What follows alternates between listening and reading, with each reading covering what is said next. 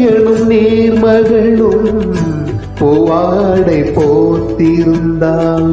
தென்றலெனும் காதலனின் கைவிலக்க வேர்த்து நின்றாள். பொய்கைகளும் நீர்மகளும் பூவாடை போத்திருந்தாள். தென்றலெனும் காதலனின் கைவிலக்க வேர்த்து நின்றாள். என்ன துடிப்போ அவள் நிலை நீ உணர மாட்டாயோ.